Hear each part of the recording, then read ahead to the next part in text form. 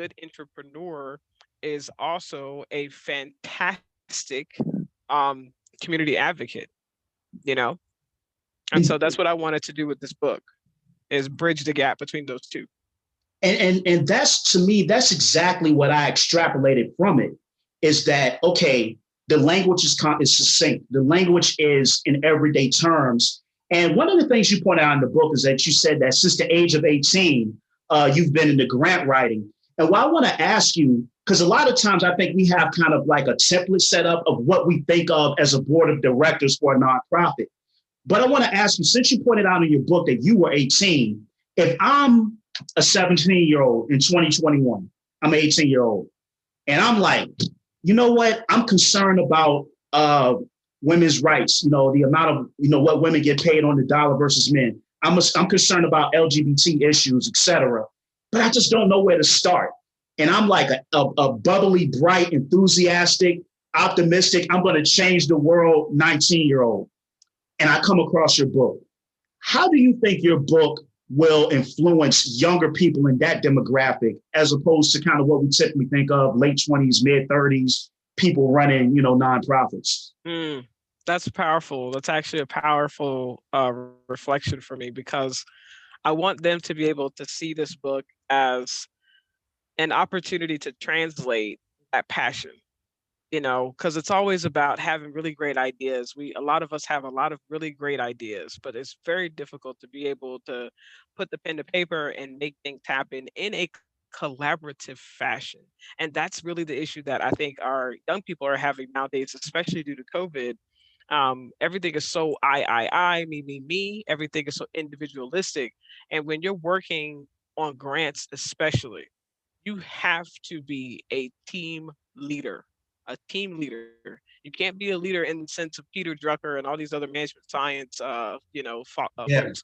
You've got to be a team leader. It's a totally different day, and people have to want to follow you because you are doing not only the leading, but you're also doing the work. So you have to have a good handle on what it means to know how to do business. And I think that this book gives you that really good introduction, because you remember the section where we talk about uh, the composition of a grant writing team, of Mm-hmm. a good cross-functional grant writing team. And you tying it to you know what? I actually was going to ask this question later, but since you went there, like, why not now? So I took a note, if you don't mind. I took a few notes. In chapter 3, so with the point you just said, when you're talking about the important attributes of a good grant writing team, this is what you listed. 1, planned beneficiaries. 2, great project champions. 3, experts. 4, innovators, and 5, visionaries. And this is what I want to ask you.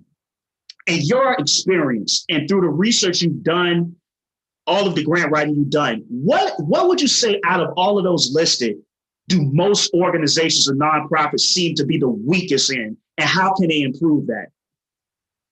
They're always strong with visionaries, and they're always weak with a cross-functional. You need the other people. You need the cross-functional team.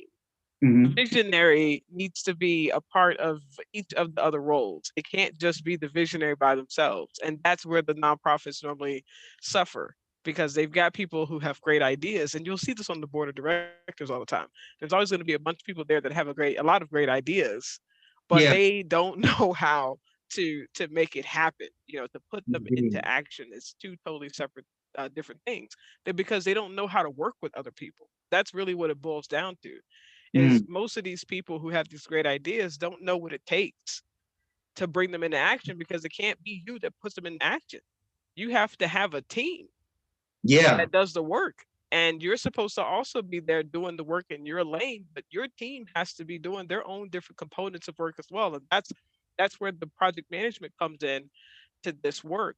Because as a project manager, the first thing you're taught is to gather requirements and then construct a work breakdown structure, so that you understand what your contract, with your statement of work, you understand all of the individual bits of work that must be done in order for the project to be complete. It's And the same thing for grants. and so this is what I want to ask, kind of as a follow up to that. When you say the term leader or leadership, I think we kind of have in the American notion or lexicon of what we perceive as a leader, we're thinking about Gordon Gekko with the corner office and this narcissist just telling everyone what to do. But through your writings, it kind of shifted. That's not my idea of leadership, not at all, as you know. But I think I kind of had to have a slight paradigm shift in what I perceive as a leader, because what I gather, this is, and you can correct me from your book, a leader is more so like a really astute and a visionary servant to benefit and carry others because they may have certain limitations that the leader does not have. And it's more of a selfless position. Can you expand on your definition of leadership as it relates to project management? What are the attributes of a competent and astute leader, in your opinion? The competent and astute leader is very clear, like you were saying, about their strengths. You have to know what you're good at and what you're not good at, and you know how to bring in those other individuals who are good at what you're not good at, and you know how to empower them, and you know how to stay out their way. Yeah. That's part of the problem, is you get threatened because there's someone else who's smarter than you. I don't get threatened, right? And you don't either. That's just not our way. We Yeah. don't get threatened by the people who are smarter than us. We know that just makes whatever it is that we're trying to accomplish, it just makes it that much easier, because whatever it is that you can do well, I can complement that, and we'll be able to get to where we're trying to go a lot faster together, rather than individually. Mhm. But most of these organizations, they don't function that way. They function with the scarcity mindset. And when you're functioning with a scarcity mindset, everything is about, there's this one piece of pie, there's this one big pie, and there's only a certain number of pieces that can be carved from that pie. And if I let you outshine me, then I won't be able to get a piece of the pie, but you will. They're not functioning from abundance. They're functioning from a place of scarcity. And I think the paradigm under which we live, it kind of encourages you to move that way. It's like the zero sum mentality, and that kind of governs the way we build teams, the way we interact, the way we do business with one another. And, I think it's a saying, I can't remember where this aphorism is from, but it says, like, if you want to go fast, go alone. If you want to go far, go together. And I want to kind of get a little bit more on the concrete side as well of your book. Now, as I know, with a for-profit business, I know that the legal entity of it could be like an S corp, a LLC, a sole proprietorship. I know that. But when you're talking about starting a nonprofit, what preliminary research should a nonprofit do to really figure out what their legal entity is? I know of the 501c3. I don't know if there's more. Can you elaborate on how does a person that's trying to start a nonprofit go about establishing that legal entity, and why is it so important as well? That's a great question. Not all nonprofits are nonprofit, and it's a very interesting space to be in. But the IRS, when you look at the C3 that's organized for charitable purposes, and you look at the C4s that are more so organized for political and membership purposes, you look at the C6s that are organized as trade associations and membership organizations. Like when I was the president of the Alamo chapter for the Project Management Institute, we're chartered 501c6 organization. So we came under a global organization, and we were chartered for the purposes of essentially that exact same body. So our articles of incorporation mirrored the articles of incorporation of that other body.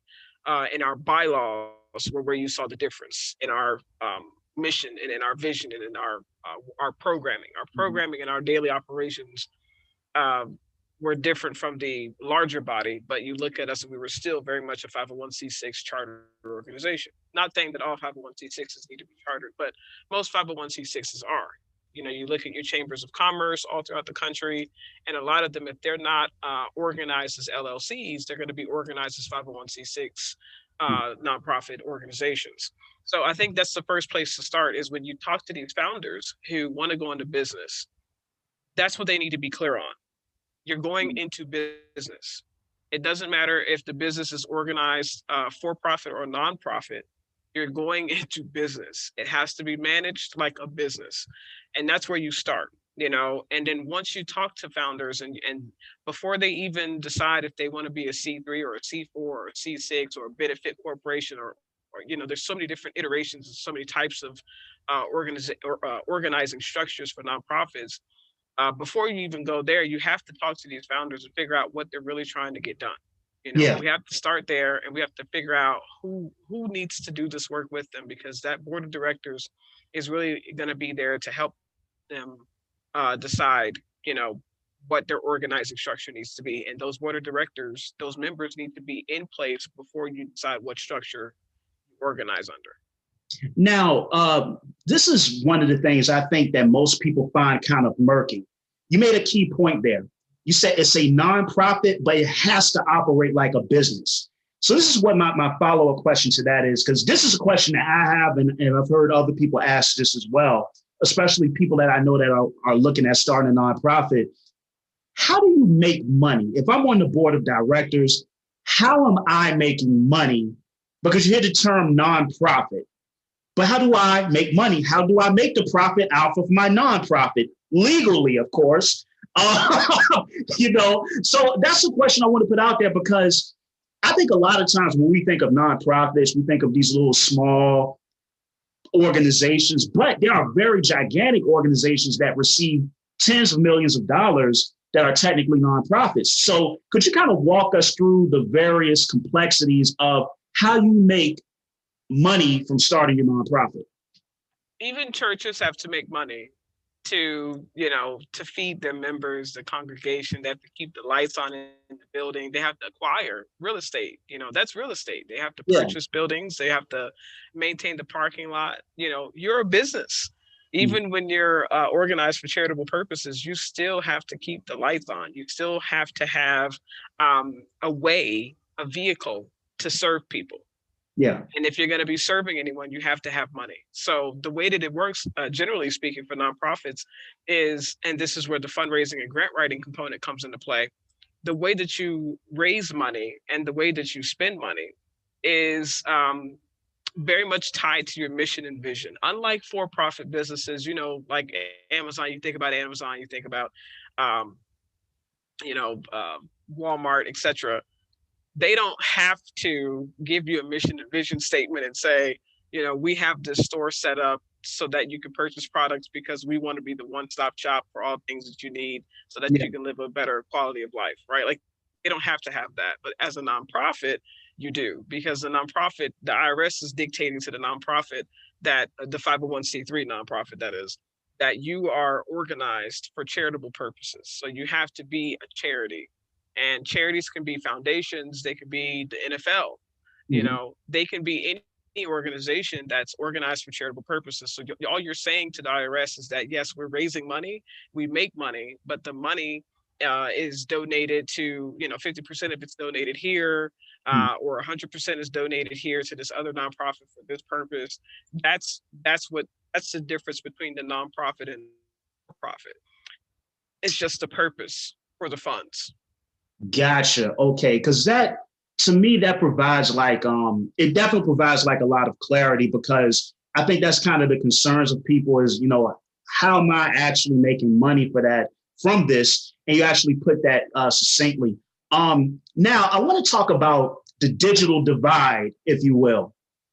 So when you look at, and I pointed this out earlier, and as you corrected me about this misconception about a lot of Black and brown people not being in these spaces, but I kind of want to take that a step further.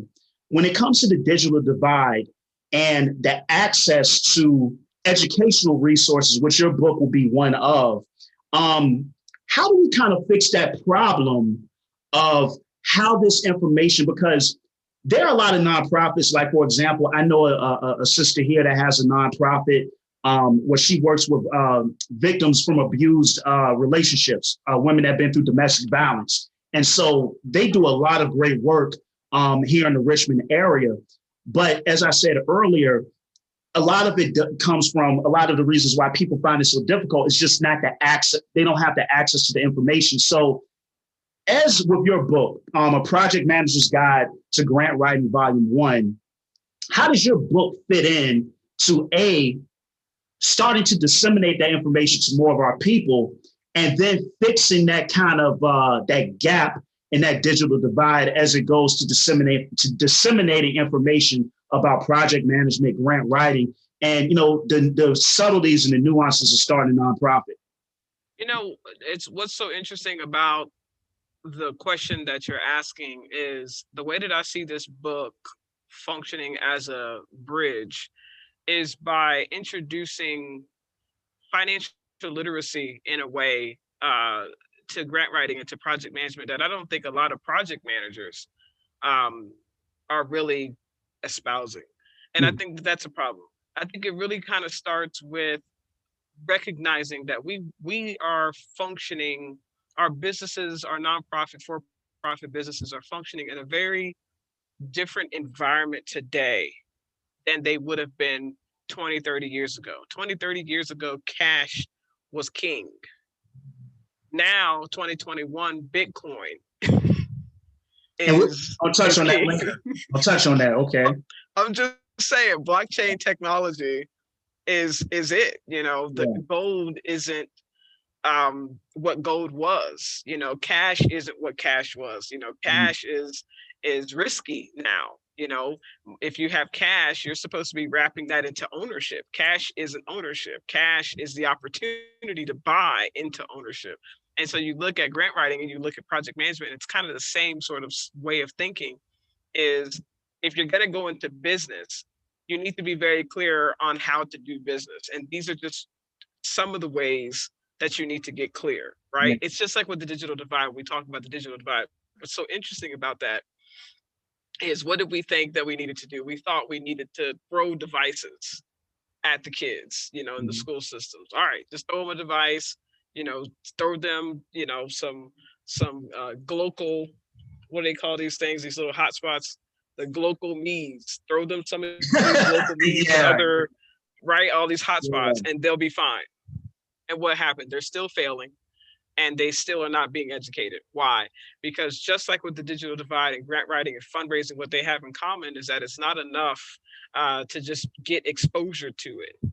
You have to build awareness. You have to have education and literacy training around how to use these tools. These are tools, but it's just like with cash. Cash is a tool. It's a tool to ownership.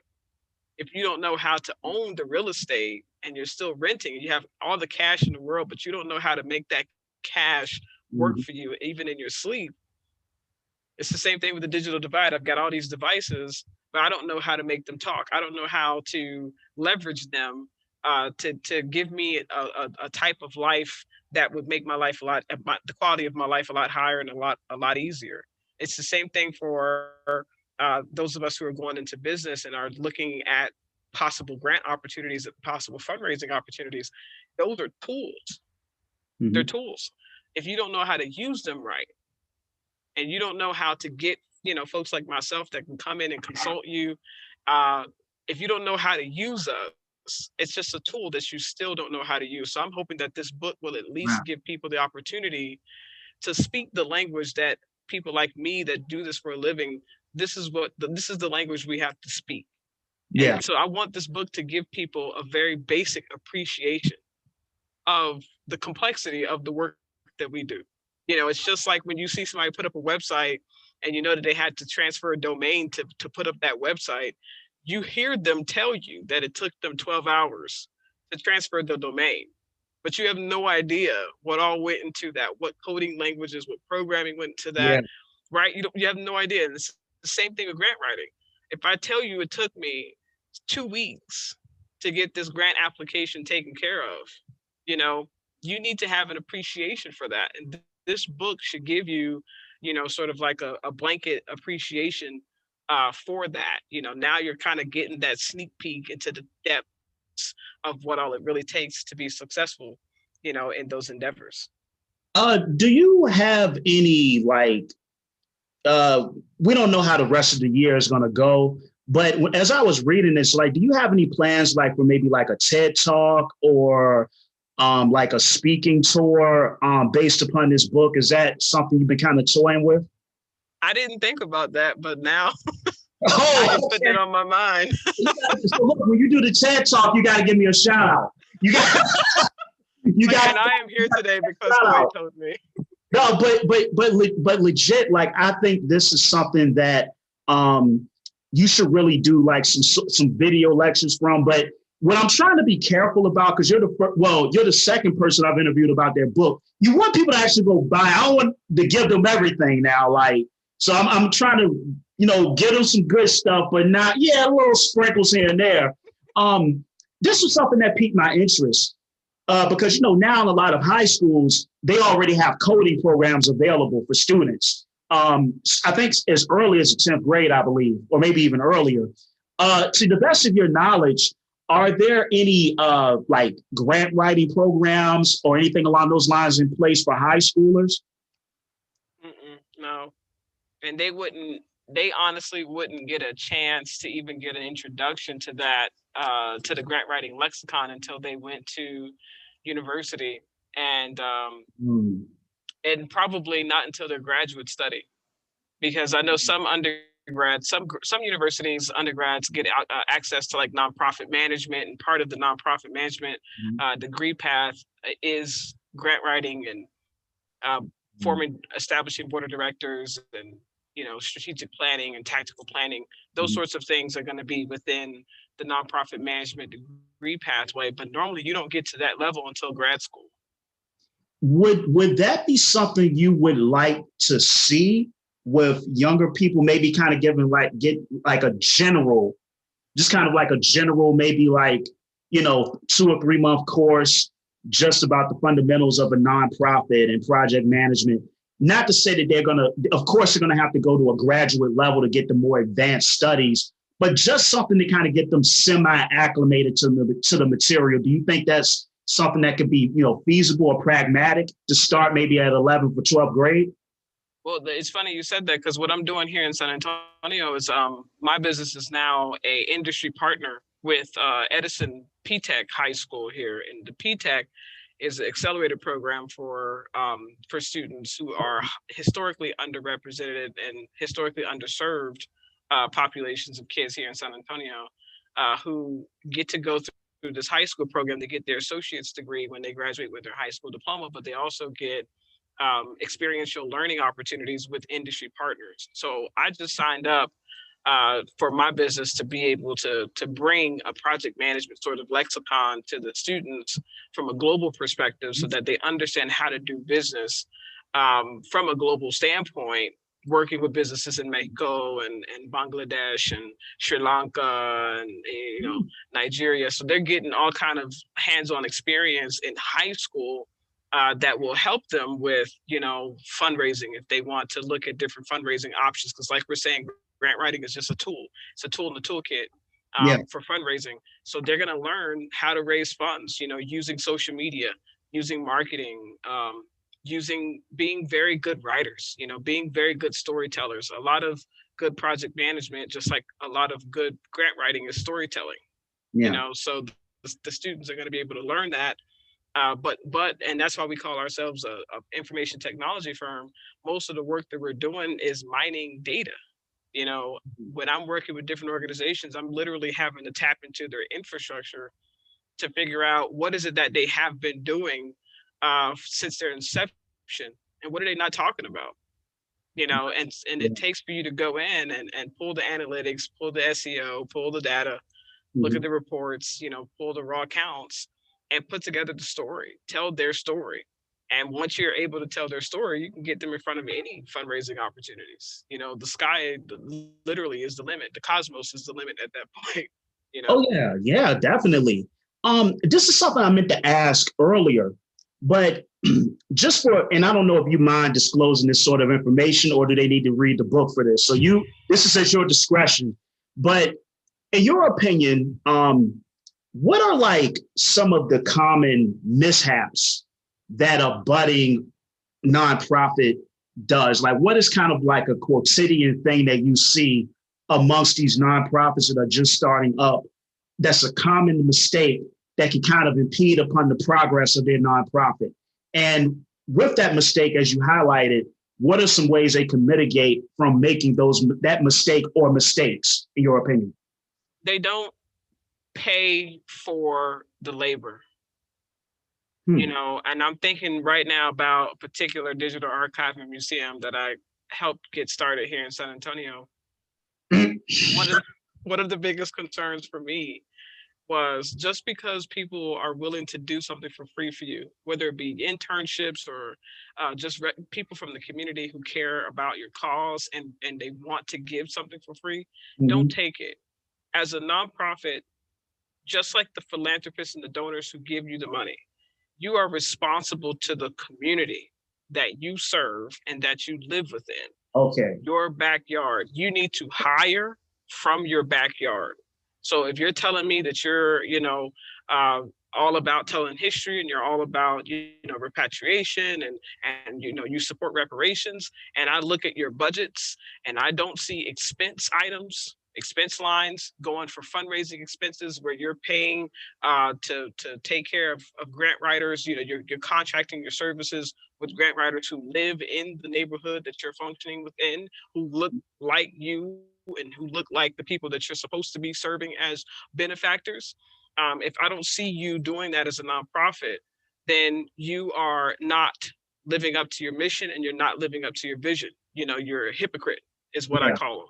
Yeah. And so I think most of the nonprofits, especially nowadays, are starting now to realize that you have a responsibility to take care of the communities that you live within, to hire from those communities, either hiring them as personnel or contracting their services, because there's going to be a lot of micro businesses within that neighborhood who need your business. You need to be doing business with them. And if you're not, then you're failing them. You're failing that community. That's the biggest issue that I've had. Wow. That would seem kind of a little counterintuitive, if that your mission is this, but yet you're not reciprocating those sorts of resources back into the same constituency that you claim to advocate for. It does present like a little bit of a problem. I want to ask you, and I'm not going to have you reveal any more of your book. We're going to make them go and buy it. But you had a concept in there, and I want you to kind of like go in on it. When you talk about total system buy-in, put that within context. When you're looking at, project management, nonprofit, what does it mean to have total system buy-in? That means that everyone from the board of directors to your C-suite, your staff, all the way down to your volunteers is on board. So if you want to pursue, a grant from the National Institutes of Health, and, this is something that you already know the flow chart, the workflow within your organization, if it starts with, the accountant, then it's got to go next to the grant administrator, and then the grant administrator has to add their level of approval and work. And then it has to go to the chief development officer from there, and then they've got to do their thing. And then from there, it got to go to the CEO. And then from there, it's got to go to the board chair for signature. Your workflow, your flow chart. Yeah. If that that might be the internal process. If you don't include the volunteers of your organization, and if you don't include, most importantly, beneficiaries, you need to sometimes, if you're going to go to the NIH to get support, you need to go to NIH first sometimes and let them know that you're interested in getting their support. Let them know up front and give them the opportunity to be a part of that process. If you're preparing the grant application, hit up their program officers and make sure that you're including all of the latest research that you might need in terms of your literature review. Make sure that you're including all of the partners. NIH they already have a grant probably with a university that's in the area that you're working within. You don't know that because you didn't do your research. Okay, did you contact NIH and let them know that you're interested in pursuing this? Maybe they tell you that you shouldn't pursue it as a prime. Maybe you should pursue it as a subcontractor and come in underneath this university, or come in with the city of San Antonio instead of trying to be a prime. Those are the types of things you have to do to involve your beneficiaries. But again, it's about the total system buy-in. Bring in all of your volunteers. You should have some sort of volunteer management program at the organization, where which you're finding ways to communicate with them and receive communications back. You need to be able to solicit feedback from them, because you're going to be relying on them to implement a lot of the aspects of the work that you're going to bring in. But then also you're going to rely on them to tell the story. Yeah. And you need to tell them up front before everything comes down, because once it comes down later on, it's too late. And they might feel a certain type of way that they weren't involved in the first place. Maybe they had a cousin at NIH that they could have hooked you up with, but you didn't even think to include them. So now you've offended them, and you've kind of hurt your shots of getting the grant, because the cousin at NIH could have hooked you up. That seems like the way you describe that, and also to the people that will watch this, that's actually in the book. I got her to expose a little of her book there. It's there. I just wanted to ask you. but when you look at total system buy-in and you talk about all of the different variables, it seems like it's a lot of moving pieces. How do organizations, if you're looking to have full, competent total system buy-in, if you don't mind disclosing this, how do you get everybody in synchronicity for that? Because it sounds like a lot to the layman ear, such as mine. So what is the way to get everything in line from your experience? The easiest way for me has been not technology, which is very interesting. You have to get from behind the technology. I think a lot of people they use QuickBooks, for example, and with QuickBooks you have the T-sheets function, where you can you have a record of all of your volunteers, and you have a record of all your board of directors as well, because they're logging their hours, and you have a record of all your vendors, so you kind of know who's coming in and out of the organization. And then a lot of organizations have Salesforce, or they have Razor Edge, or Monday.com. They've got other types of software, enterprise level software, that they can use to communicate with everyone, and to solicit feedback, and to kind of let people know what's going on. You have to step from behind that. You have to get out in front of that, and you have to be forward facing, and you have to be able to tell everyone exactly what it is that they're looking to hear as it relates to these types of opportunities, because everybody's got their own agenda. Yeah. And a lot of these people in these organizations, the nonprofit is not yours. You might be the chief executive officer, or the executive director, or the president of the organization, but that is not your organization. That organization still belongs to the public. So you, as the leader, have to, empower your staff, and empower the volunteers that you might have, that are, what we call tier one volunteers.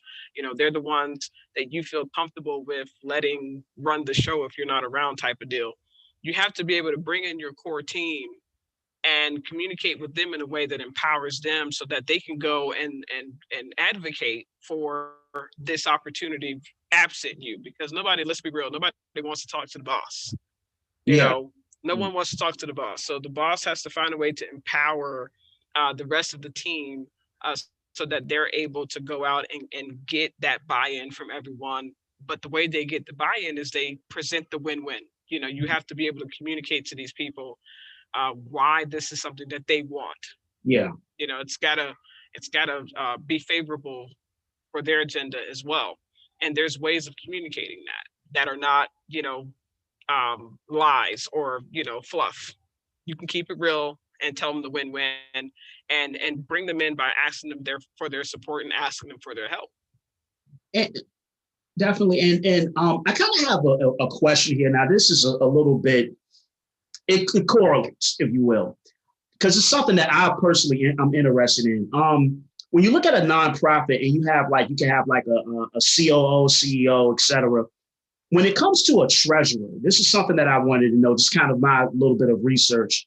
Do you also have to be like a CPA? How is that defined within a nonprofit? Because, if you're dealing with, finances and numbers, or do you have like a financial advisor or a CPA that you consult with? Or is that all supposed to be within the treasurer? How does that work? Right. So the interesting balance between a treasurer and a CPA is that sometimes the treasurer is the CPA, sometimes the treasurer is like an attorney. It just depends on the treasurer's background in terms of, did they work as a CPA in the private sector and then they decided to come into the nonprofit sector, which is always an interesting transition because nonprofit accounting and private sector accounting are not at all the same. So you definitely want to have a CPA that has a specific nonprofit background. And if you've got a C3, then you're looking specifically for a 501c3 trained CPA versus just a general CPA. It's kind of like law. Accounting is very similar to law. There are specialties. So, depending on how you're organized, you want to find people that have that particular experience if you want to get the best service. But yeah, I mean, normally for the most part, the treasurer doesn't have to be a CPA. They don't have to be an attorney. A treasurer could be anyone. It could be anyone that you appoint. Normally, what we like to do for the treasurer position is we like to appoint someone who's got a financial or accounting background. But it's not required. For the most part, a lot of people. One of the things that I did when I joined a really big nonprofit, they gave me the opportunity to be the treasurer. The treasurer is one of the most powerful positions on the board. You get to really learn the organization, and I turned it down, of course, because that's a lot of work. But it's definitely a very powerful position. If you're ever offered a treasurer position for a nonprofit, I would always recommend people to take it because it's just a very important and integral perspective for a nonprofit organization, and you learn how to run the business. You truly learn how to run the business. Yeah. And to me, because I've had like brief dealings with nonprofits, just kind of like where I work at now. And, it's always kind of an issue with the treasurer, because if we're referencing like, for example, their 990EZ or PF, et cetera, they may not know where certain things are at, and they kind of have to converse with a financial advisor or CPA. And so I kind of always wondered, does the treasurer have to be both of those, or, those tasks can kind of be delegated if you needed like counsel or advice from somebody that's like, a certified public accountant, if you will.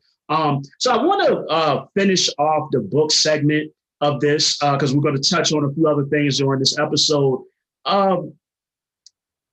If you could describe in general, what will people gain? What do you think the best thing people will gain from reading your book? And I also want you to shout out the website, and I also want you to mention all of the different ways they can download your book and purchase it as well. But in total, what do you feel that the impact of your book will be on this project management landscape? And then also tell people everywhere they can find your book as well. Okay. I really, honestly, I do not know. When I put it together, I didn't really put it together thinking about, okay, this is going to do this, this is going to change the game. I didn't think about that at all. I really wanted to put it out because, for my business, I'm trying to move away from grant writing. I'm trying to move away from grant writing because it's a lot of work, and it's just something that I've done for so long that I don't really have the passion to do anymore, So I wanted to write the book to sort of rid myself of it. It was kind of like my opportunity to be like, okay, I'm done with this now. Let's move on to the next thing, So it was very selfish. It's very selfish reason why I wanted to put the book out. Wow. But yeah, it can be found on Amazon. It's on Amazon Kindle as an ebook, A Project Manager's Guide to Grant Writing Vol.1. And it's also on my website. If you go to growthisTacit.com, it's on our homepage, and it's also on our product page. And it will be available as a hard copy book very soon. Awesome. Possibly by summer? Yes, for sure. Yes. Definitely are we like 90% sure, 100% sure? I am 100% sure, yes. Okay, so look, let us all know, and definitely, and if I can like help share, the content, let me know, I'm down, always been down to do that. So, once again, it was a privilege to even, knowing you for like, 2 years now, right? We've been knowing each other. No, but wait, Wow, wait a minute. It's 12 years, right? Yep. It's Wow, been a that's while. crazy.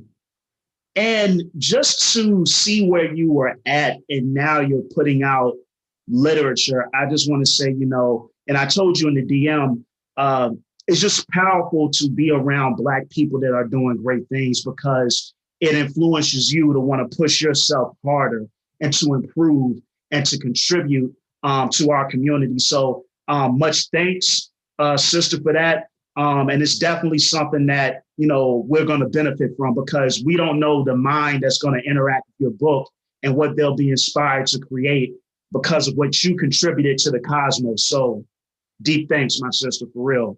But to move on, both of us being Trump supporters, we listen to all jokes aside. No, that's a joke. But I would be remiss if we did not talk about the events that transpired in our nation's capital on January 6th of 2021.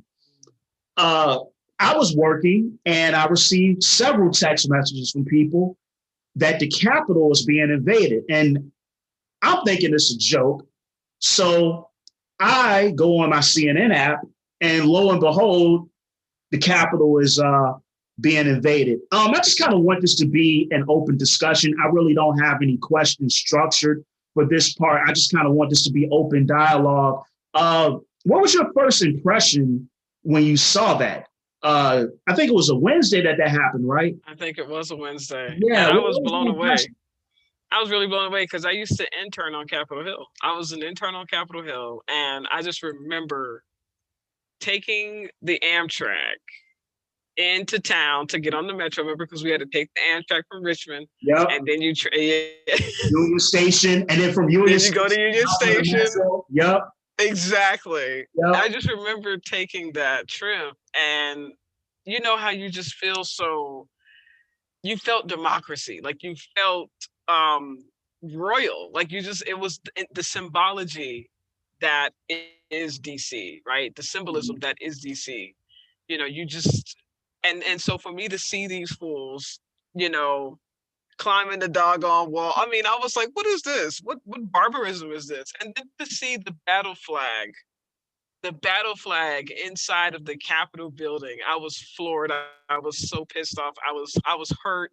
I was everything. I was in disbelief that I saw the battle flag, Confederate damn flag, being like, what I'm saying, paraded around in the Capitol building. I was floored. I was done. I was absolutely done. So here's my question. And I'm about to be stupid with this, but I'm going to put this out there. What do you call an army that at one point in time wanted to invade the Capitol and kill the president? And then not only after they killed the president, they were going to expand their territory into Mexico and bring more Black slaves into Mexico if they had won the war. What do you call people that want to kill the president of a country? Sounds kind of like treason to me, doesn't it? Treasonous terrorist. So if you're waving a Confederate flag, now this is what I'm setting this up for. A lot of these people will claim that they are patriots, but you're waving the flag of an army that wanted to get rid of the Union. How does this work in your psyche? Well, how do you balance that out? How do you make that make sense? You're waving a Confederate flag. This makes no sense whatsoever. And I remember, I think you see me post this on Twitter.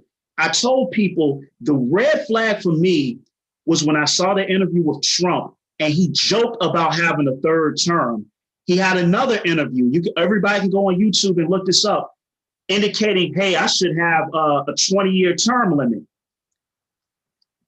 Whenever you see a leader, i.e. Mussolini, i.e. Joseph Stalin, who made similar statements, you don't play around with that. That's not something that you like, oh, they're just being a silly goose. They're just being funny. When the president of the United States even entertains the idea of that, it's a huge red flag. And so when I saw what happened, and then before that, You heard the speech that Trump said. He told them to march on the Capitol. Giuliani said, go and fight, combat. These were the terms that Giuliani and Trump used, and they incited these people to storm the Capitol. And then the fact was, I think they found a car where they had, what is it called? Like bounding wires, duct tape. So that tells me you were planning on holding the people for ransom if you have that with you. The police on the Capitol were leading them to the offices of different congressmen. So that said to me that you had law enforcement that empathized with Trump. You have some military that empathize with Trump, which is dangerous because it looks like a coup, in my opinion. Absolutely. Sedition was a nice word for what we saw on January 6th. And the bottom line is that domestic terrorism, and we've always known about the two Americas, that's been the conversation that we've been having since forever.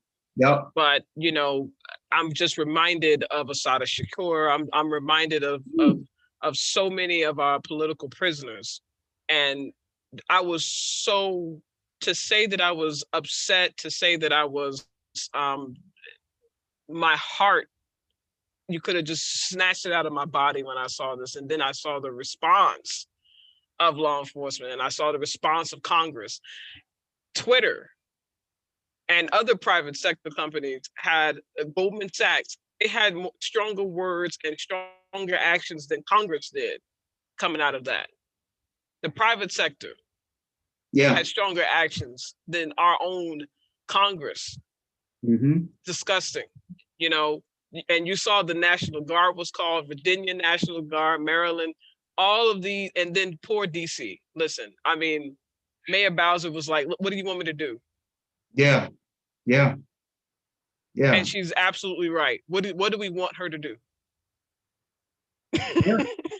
And correct me if I'm wrong, but wasn't the National Guard like an hour late getting there? It wasn't like, is that correct? Like an hour? There was no real emergency response. There was no real emergency response. And you can tell because these fools had enough time to go in there and they were behind the dais. I mean, they were there just, what were they saying? Oh yeah, we're going to have to take the country back. Yeah. Going into people's laptops, stealing stuff. It was insane. It was absolutely insane. And until this day, we haven't recovered everything that was stolen from the building. And how is that possible? And also, I read about explosive devices being found near the Capitol. Also, some of the terrorists, and let's start doing this too, call people what they are. Everybody that participated in that was a terrorist. Every single person, I don't care if they were 65 years old or 15 years old. If you participated in invading the Capitol, you're a terrorist and you need to be put in prison. But some of the people that were there also defecated inside of the building. I mean, just like heinous stuff. Disgusting. And did you see what AOC said? She said that she was terrified to go to her office because they were showing people where to find different senators, congressmen's offices. So she ran somewhere else out of fear for her own life. Jeez. So she didn't even hide in her office. So this is what transpired under the influence of Trump. And did you see with Rowley Williams, the terrorist who stole Nancy Pelosi's laptop, got out of jail on bail? Thank you. And then the other ones have gotten sentences. They're only serving, 5 years? Mm-hmm. Then, I mean, we have brothers that are locked up for marijuana, for just having it in possession, not even selling it. Talk about it. Serving life sentences. Yeah, or another example that a lot of people have been using, which is a very poignant example, is the story of Khalif Browder, where he was accused of stealing a backpack, and this brother sat in prison in jail in Rikers Island for 3 years. 3 years. Didn't get access to a judge, trial, 3 years. This woman went into the Capitol of the United States, stole Nancy Pelosi's laptop and wanted to sell it to Russia And within 2 or 3 days, you're out on the streets. And what did they say? Oh, the judge gave her a stern warning. What? A stern warning? The two Americas. And we lost his. We lost him. We lost him. We did. It took his life. We lost him for that. For the It, trauma. the state of New York killed that young man. Absolutely. I'm not even going to say he took his own life. The state of New York, the justice system failed him. And how many other Black men and women, like you remember about 7 or 8 years ago, when they had the brother handcuffed in the back of the truck, the wagon, the police wagon in Baltimore. Yes. I can't remember the brother's name, but he died in custody. But another tape came out within a few weeks after that, where it showed police in Baltimore planting drugs on Black men. Yes. And let's not get it twisted, Black women too, because a lot of times when we have these conversations about mass incarceration, we don't talk about the Black women that's affected as well. Yes. So this is a problem that I think when we talk about it, we always focus in on Black men, but I kind of think the violence against Black women at the hands of law enforcement, it kind of goes, dare I say, unnoticed, in my opinion. Absolutely. We don't really give it the same magnitude and the same importance and validity as if it happens to a Black male. Like we talked about Sandra Bland, but there are like dozens of other Sandra Blands. Yes. But at the same time, and this is I'm not trying to like, oh, well, this person's here or there, but George Floyd is burned into our memory. Tamir Rice is burned into our memory. Trayvon Martin is burned into our memory. Sandra Bland, and then I think now, what's my other sister's name, man? Breonna Taylor. Breonna Taylor, burned into our memories. But the problem is there's dozens of Breonna Taylors and Sandra Blands, and we're not talking about it. And I don't know how we remedy that. We have to be able to value women again. We have to replace value on our women. Yeah, we do. You know, and it kind of comes, it's, I don't know if you mind this, but remember the conversation we had just before we officially started recording? Would you mind is that a conversation you wouldn't mind talking about on the podcast? I think we have to talk about it. So when it comes to valuing women, I think our value has a certain paucity to it. We have an extremely finite definition of value when it comes to women. And so we were talking and I brought up, I forgot, but I brought up something about, you know, just kind of the society and how overexposed and everything is and whatnot. And you started to talk about Cardi B and Meg Thee Stallion. And I guess what were some of the caveats? Because I like for you to tell it to the people instead of me, and I'll bounce off of you. What are some of the caveats you think you will put out there for people like Meg Thee Stallion and Cardi B to kind of be that biopoly that controls the narrative of female hip hop, and then just being such massive influences on young women, especially for lack of better words, some people would term it, I guess, thought culture, if you will.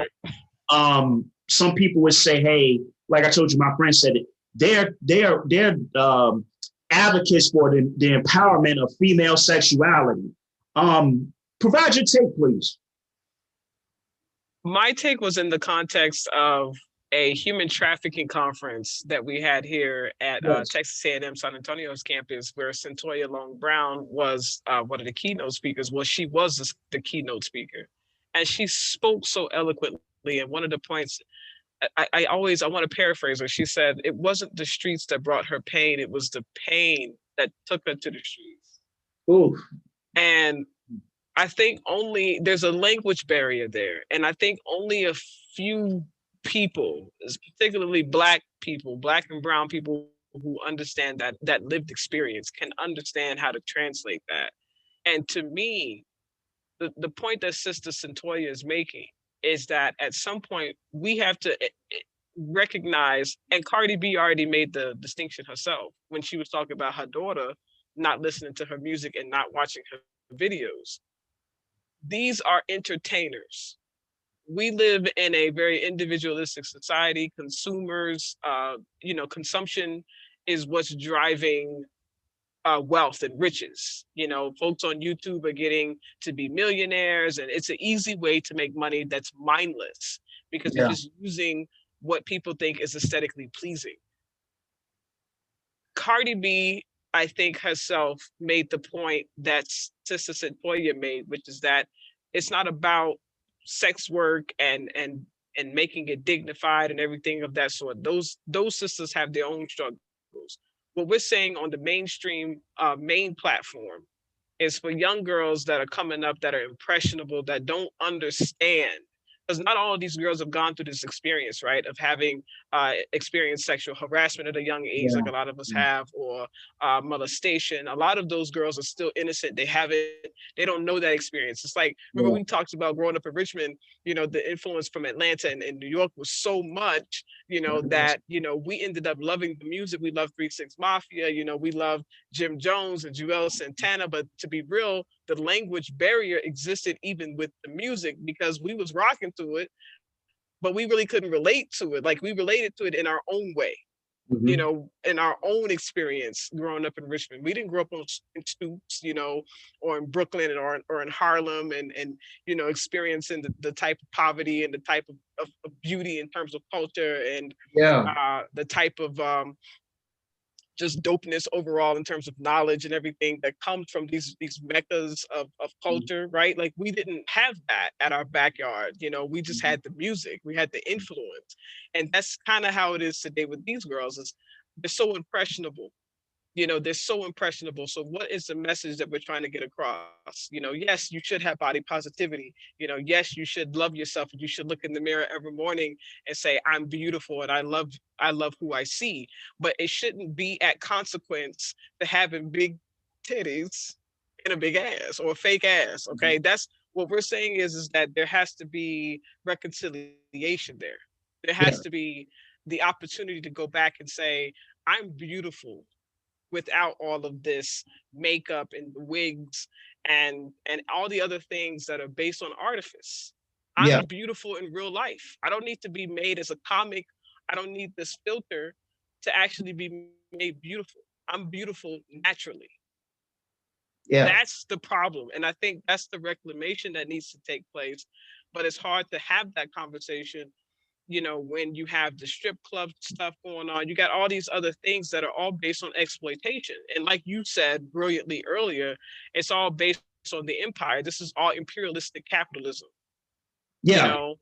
It's that they've taken, and like I said, I was talking to a brother and I was saying, this is something I seen Louis Farrakhan talk about, but I heard other people talk about this, is that the science of mating and the science of a relationship. And maybe we don't want to look at it like that, but that's exactly what it is. And the point I was making is that when you look at these societies, like, for example, in Sierra Leone, and you go back there and you study some of the Mende and Limbe tribes, for example, amongst some of the Yoruba, amongst like the wall of these different groups, they would have secret societies that were dedicated to teaching you esoteric understandings, manhood, how you relate to your wife, how to rear children. And we had a repository of about 1,000 to 1,500, years, 1,500 years worth of knowledge that we could use and build healthy relationships and families. Whereas in this Western hemisphere, that was uprooted. And we're in an environment where we're kind of in a precarious position because sexuality is marketed to us through a conduit that's essentially anti-Black. It's racist. It's a paradigm of consumerism. And that's how we learn sexuality. We learn to barter sex.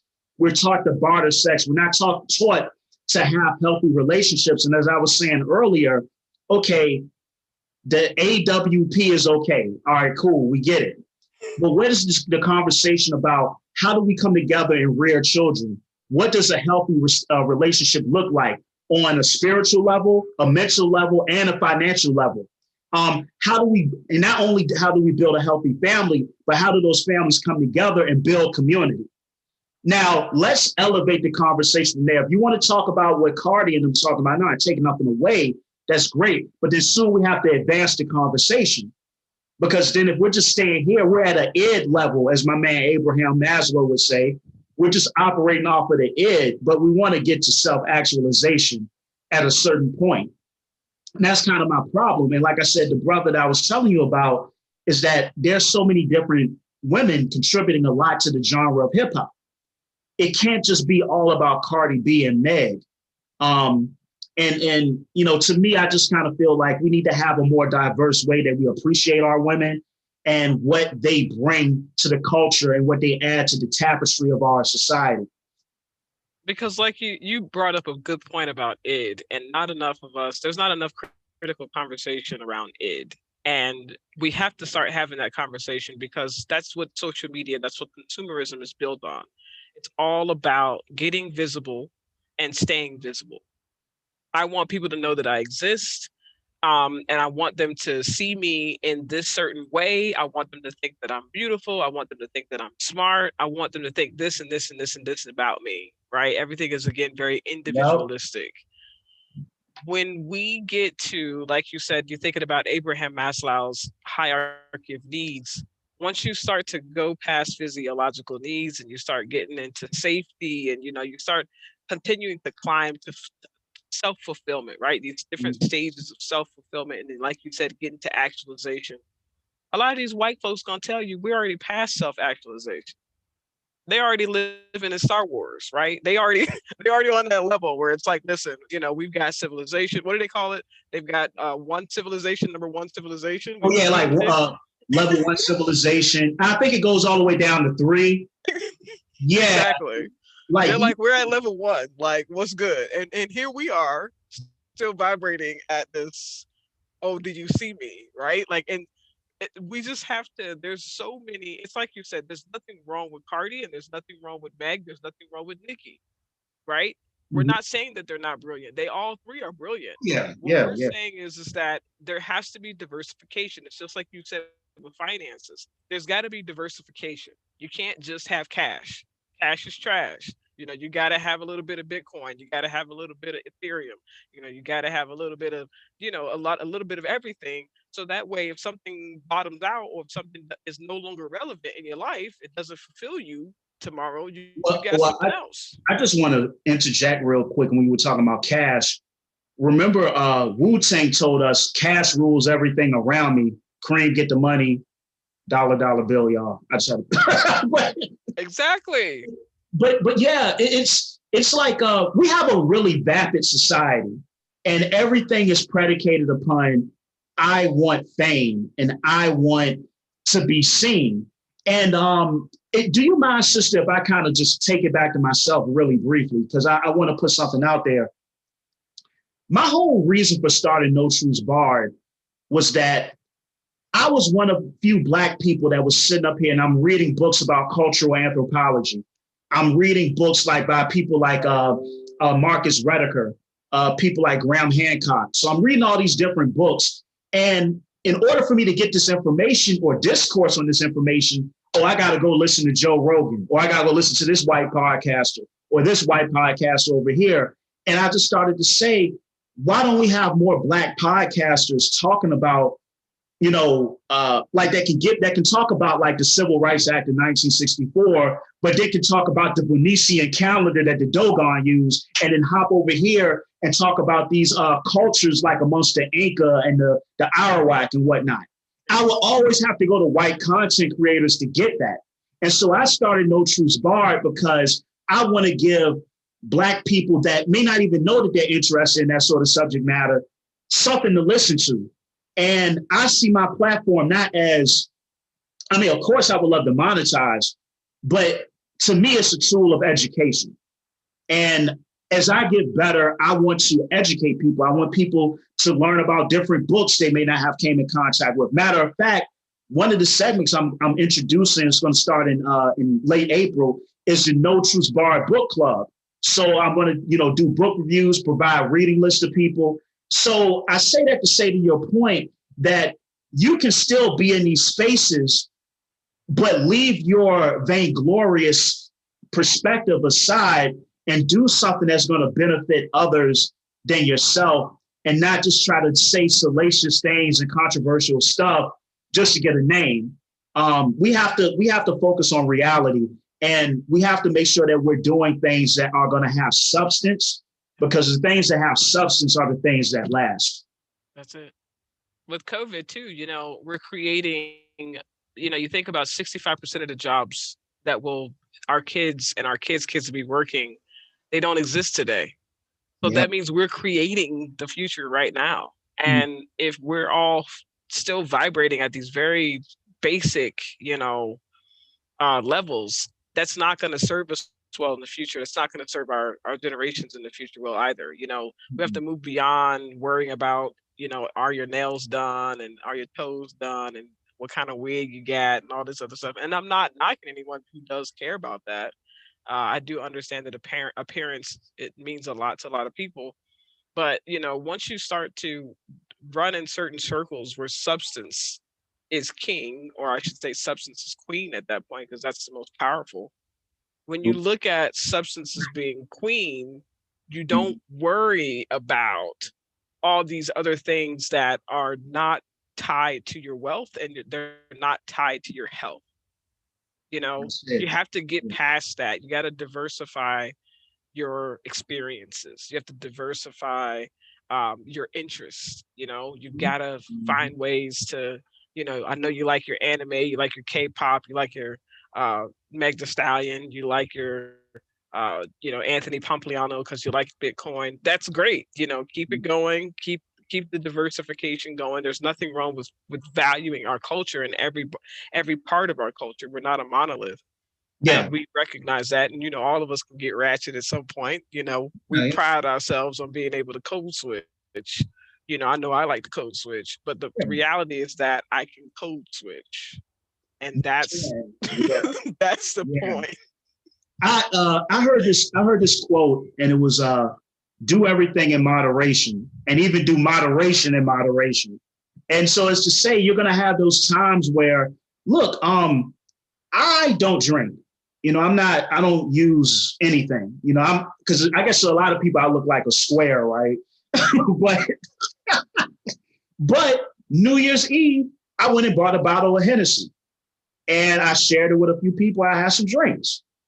So it's a time for everything. But I don't sit up here and drink every day. That was like twice out of the year last year that I actually had an alcoholic beverage. But I want to switch the conversation. You mentioned Bitcoin.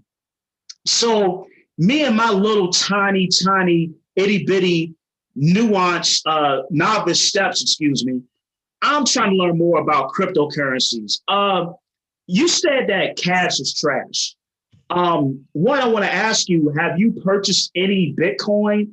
And how do you see, once again, and I got to bring it back to our people, how are we getting this information out about the importance of cryptocurrencies to Black and brown people? And so first question is, have you purchased any Bitcoin? And secondly, how successful are we, maybe as content creators, authors, you're both, at getting this information out about cryptocurrency to Black and brown people? I think that this is important. Cryptocurrency, blockchain technology, these are very, very important conversations that we have to start having. They're not new. We know that Bitcoin has turned, I think, was it 12 years old this year, just a week ago. So this is not new under the sun, but for us, it's still new. And I think that there's a lot of opportunity there. If you look at NAACP last year, just thinking on the same cryptocurrency side of the house, and why we say cash is trash, and that's not my quote. I think that's Ray Dalio, I think is his name. Okay. But the reason why we say that is because ownership is where it's at. And that's nothing new, right? But it's even more so now today because of the COVID, the global coronavirus pandemic. What it's done is accelerated other shadow pandemics, and one of the other shadow pandemics, as you know, is the she-cession. And the she-cession is going to be the thing that devastates Black and brown families for a very long time, because once we, unfortunately, we look at the times, and with a lot of the pay equity and other types of conversations that we've been having, we've been trying to focus attention on putting more women into the workforce, and sort of making it more equitable for men and women, which means for the Black family, for the brown family, of course, that a lot of our men are losing jobs, have been losing jobs. You look at the jobs report from December, 100% of those job losses were attributed to women, but you look at the month before and it was mostly Black men that suffered, and Black men have been suffering for a while. So you look at our households, for example, our women are more and more and more becoming the primary earners in our households. Mhm. So with the she session, that taking us out, especially Black women in particular, it's hit us disproportionately more than any other ethnic group. What that means for our families specifically is that we are closer and closer and closer to a permanent underclass. I keep telling everybody, if we don't fix this issue of digital divide and digital literacy very soon, we will see that we just are not going to be in the workforce. We're not going to be in the labor force. There's just not going to be any work for us. We're going to have to live off of, a monthly stimulus or some sort of stipend that we get from the government every month. Mhm. Yeah. It's just going to have to be what it is because there's no other way, to enter the workforce. So that's kind of like what I'm looking at. Now, going back to your question about Bitcoin. So no, I have not purchased any Bitcoin. I have purchased several Satoshis, however. Okay. When I got in, Bitcoin was trading at about 31,000 per Bitcoin, $31,000 for one Bitcoin. So if you are unable, which most people who got in when I got in, if you're unable to purchase one Bitcoin because you don't have $31,000 to spare, you can still purchase Bitcoin. You just have to purchase a fraction of it, which are called Satoshis, named after, of course, the founder of Bitcoin. Okay. So yeah, so I have several Satoshis, and to your point, cryptocurrency is very important because again, it's thinking about financial diversification. We're not saying that gold is not going to be standard in the next 20 or 30 years. We're just saying that there will be universal cryptocurrencies that connect different parts of the world that haven't been connected and don't have stable currency. So when you look at globalization and you look at the economy as it is, uh, you look at Latin America, for example, the statistic now is some 50% of folks throughout Latin America don't actually have access to a bank. They don't have a financial institution that they're banking with. What does that mean? That means that a lot of the times they're bartering. They're bartering salt for whatever. They're still using very basic systems of exchange, Yeah. a bit of transactions. So cryptocurrency comes into play when those individuals are, starting to use their phone and they're thinking, okay, I'm going to use my Square app, I'm going to use Cash App to give you something. Now, if they don't have a dollar or they don't have a good or whatever the currency is, if they don't have access to that, but they do have access to Bitcoin or they have access to some blockchain technology like Ethereum, etc., then they can find a way to match the value because these are all cryptocurrency is a decentralized way of looking at a banking system. Yeah. All of us can Yeah. then gain access to it. So if they look at that and they say, okay, well, I don't have any money in my currency, but I do have X number of cryptocurrency. Will you accept this for this? Do you do you think and I don't want to go too deep into this, but what I will say, there have been a few people like just a gentleman by the name of Gaddafi, a gentleman with the last name Chavez that, they weren't they kind of wanted to deviate from a certain standard and certain powers didn't really like that. So I'm trying to answer this as vaguely as possible. What if a On the certain no-fly list. system, what if a certain system that has a track record of getting people the fuck out of here that tries to you know what, never mind, I don't want to go there, that's okay. This is the remedy. But You're exactly right. This but is one answer. okay, we'll leave it at that. It's true. But This is one answer to that because, like you said, Gaddafi is a perfect example. You look no, at it's the not. continent. Well, yes, his demise was yeah, Yeah, massive. yeah. The continent, and you look at the footprint that he left. The Uh-huh. footprint that he left is still there, and several leaders throughout the continent still aspire to one currency, to one standard currency that's recognized across all continent. I mean, the entire continent of Africa, right? Brilliant, not new, totally unprecedented. However, still, cryptocurrency will be the thing that helps accomplish that dream. With crypto, if I have a Satoshi, is it better for me just to like sit on it and hold it? Can I spend it? Like, once again, I'm like, how does this work if I have a Satoshi in my possession? If you're going to, it depends on where you purchase. So if you're purchasing on like PayPal or Cash App or Webull or Robinhood, then you're given certain buy and sell opportunities there. But for the most part, what people are doing is with the Satoshis is they're going and they're purchasing and they're holding. Okay. Most people are not selling. Even when they stand to gain a profit, they're still just holding it, and they're sort of treating it like a savings, like a savings account. So I guess what if I'm purchasing like these small quantities of cryptocurrency, and I'm asking this because I am a neophyte to this information, and I'm asking this for all of the other neophytes as well.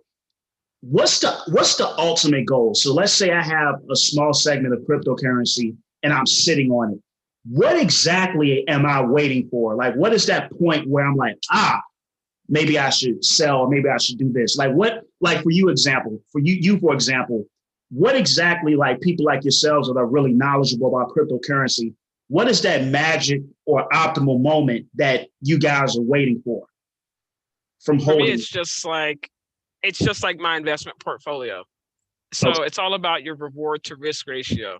And I'm looking at the amount that I've invested. And if I'm not able to triple or quadruple it, then I'm going to hold until I can do so. And and it's the same thing for your investment portfolio when you're buying and selling stocks. You might have purchased Palantir today because you caught it, when it was going parabolic. It was on the dip. You bought it in the dip. That's what everybody talks about, buying it in the dip. When you go into and look at the markets tomorrow and you decide when you want to sell, you're going to sell once you've made your money and you've at least doubled it or quadrupled it, depending on whatever it is that you need. Most of the time for us, we sell in order to get back in.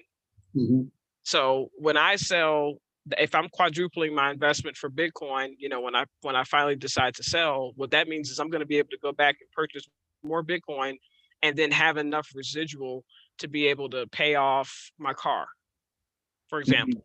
Gotcha. That's the goal that you're going into. That's part of your risk management plan, though, when you're trading. You have to have a risk management plan. And like you said, there's got to be some sort of cognizant discussion of your risk to reward ratio. Is it a 1-3?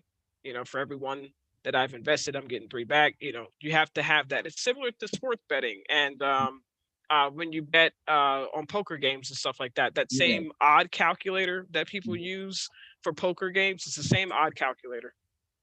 1-3, 1-2, 1-4. Yeah.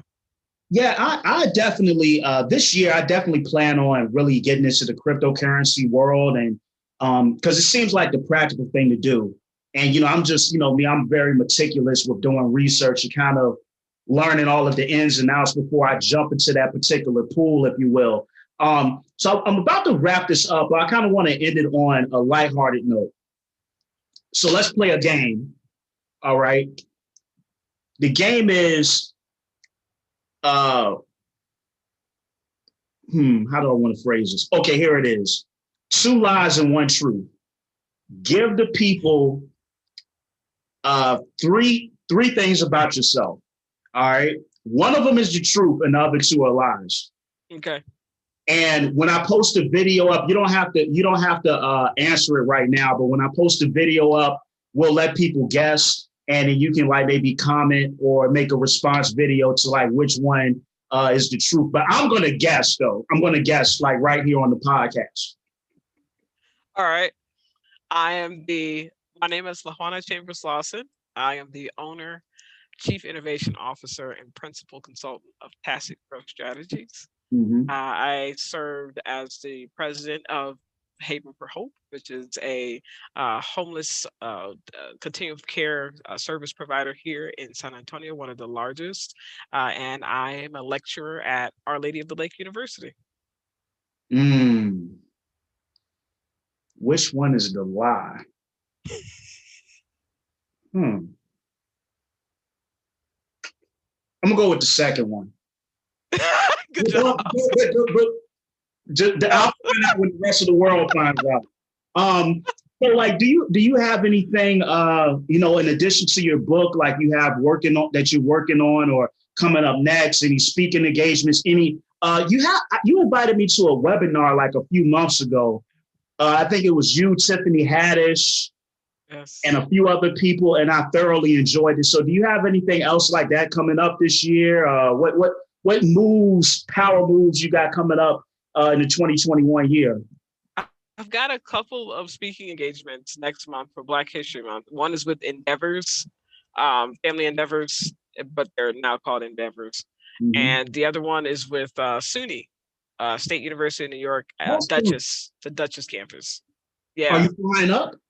No, it's virtual. Okay, gotcha. And the keynote speaker is Dr. Sylvester Gates. So blown away. I'm going to enjoy that. Awesome. What did he say? He said math is his language, his first language. Man. And would you mind imparting or telling us what you're going to be lecturing about, or you want to kind of keep that under wraps until? That conversation, I think the topic of that discussion is advancing Black voices at SUNY. It's something to that effect. So we're going to talk about how this academic environment can be more conducive to nurturing and retaining African-American faculty and staff and students. So it's going to be a good conversation. And then in March is when I have the next webinar, but that's with the Project Management Institute. So that's projectmanagement.com. And that webinar is going to be using project management to write competitive grants and proposals. Okay. And just let the people know how they can find you. Tell them to go to growthisTacit.com. You can, our links to all of our social media for the company and for me is on my website at growthisTacit.com. So you can keep up with me pretty easily on social media. We post pretty much all of our events and everything that we got going on social media. So go to growthisTacit.com and you'll see all of our social icons on the website that you can click on and follow. Okay, well, listen, once again, I want to thank you for taking time out of your busy schedule to come onto my platform. You're the first guest to come on 3 different times. And listen, you are a friend of the podcast. You are officially No Truths Barred. You're an alumnus of the alumna, of the No Truths Barred platform. Anytime you want to come on, chop it up, whatever, just let me know. I thank you for your support because it's really difficult doing this platform. And, you're one of the few people that have definitely supported. And I definitely appreciate it. It definitely does not go unnoticed. And I love what you're doing with Real Management Talk. Like I told you, you're giving people, Jay-Z said, I'm giving you $1 billion a game for $9.99. You guys are giving people $1 billion a game for free. All they have to do is just go subscribe to the YouTube channel and watch Real Management Talk as well. Once again, thank you. And this has been episode 57. This is crazy. Episode 57 of No Truths Barred. And this episode will be available Wednesday. So when you see this, definitely like, comment, and share. And once again, I'm your host, Hoyt Kwaku Timmons. You can find me on Instagram at Hoyt, HOYT _Kwaku, KWAKU _Timmons, that's TIMMONS.